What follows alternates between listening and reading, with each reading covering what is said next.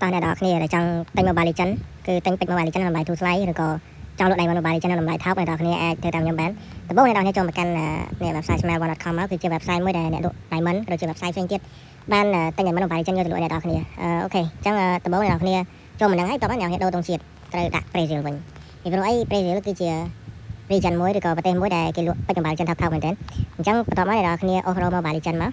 ហើយអ្នកនរគ្នាឃើញអញ្ចឹងនេះគឺសិតតែជាចំនួនពេជ្រដែល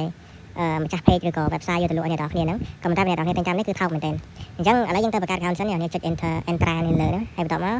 continue ជាមួយ Google ក៏បានឬក៏ Facebook ក៏បានតែខ្ញុំយកមួយ Google វាស្រួលអូខេឥឡូវចូលមកដល់ហើយឥឡូវយើងទៅមើល Mobile Legends របស់យើងអញ្ចឹងខ្ញុំបញ្ជាក់ឲ្យអ្នកនរគ្នានៅពេលអ្នកនរគ្នាទិញ Mobile Legends ឬក៏ទិញពេជ្រនៅក្នុងហ្នឹងអ្នកនរគ្នាត្រូវតែប្រើ payment method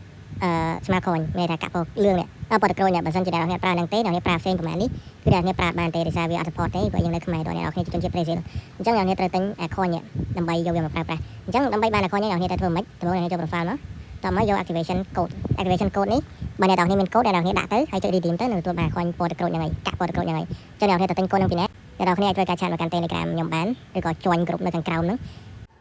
ហើយខ្ញុំធានាឲ្យអ្នកនរគ្នាគឺអត់មានការបោកប្រាស់អីទេហើយបើសិនអ្នកនរគ្នាអត់ទាន់ទុកចិត្តអាចទិញត្រឹម 1000 coin អីក៏បានដែរតម្លៃវាអត់ថ្លៃទេត្រឹមតែ10-20ដុល្លារអីទេហើយដាក់ដៃមិនបានច្រើនទៀតអូខេអញ្ចឹងវីដេអូនេះគឺមានតែប៉ុណ្្នឹងឯងបើអ្នកនរគ្នាត្រូវការកុំភ្លេចឆាតមកកាន់ Telegram របស់ខ្ញុំ